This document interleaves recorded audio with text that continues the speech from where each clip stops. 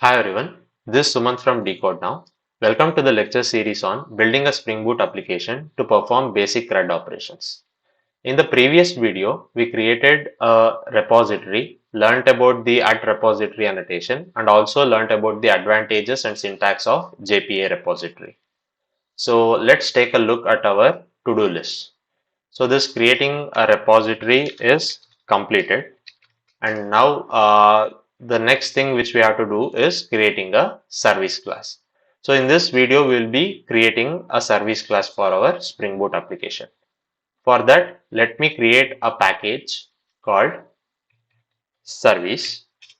And under this service package, I'll create a class called personal details service. So this is our personal details service class, and I'll be annotating this class with the annotation service. So let's learn about @service annotation. @service annotation is used in Spring Framework to indicate that a class represents a service component. So it indicates that that particular class is a service class. But what does it mean? It means that when we mark a particular class as a service class, it performs business logic operations. So all the business logic, business related logic goes under this particular service class, which is our personal details service. So when a class is marked with @service annotation, it means that in that particular class, we will be mentioning all our business related logic.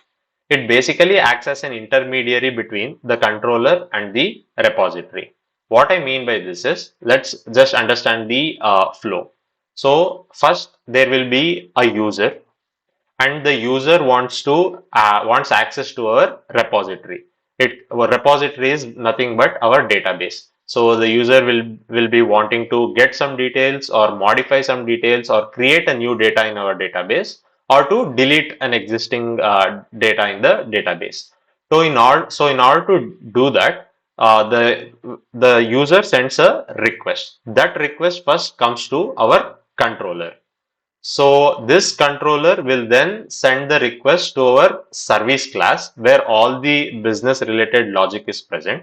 And this service class, after executing certain logic, interacts with our repository and gets the data, or modifies or creates a new data, is taken care like this. So basically this service class stands as an intermediary between controller and the repository. So this is how the flow works. The user request, the request comes to controller, then controller to service, and then service to repository. So this is the usual flow and the structure of our Spring Boot application. So this is all for the video. If you have learned something new, please do subscribe to our channel and support us. If you have any questions, suggestions or requests, please do let us know in the comment section below. And don't forget to like the video. See you in the next video.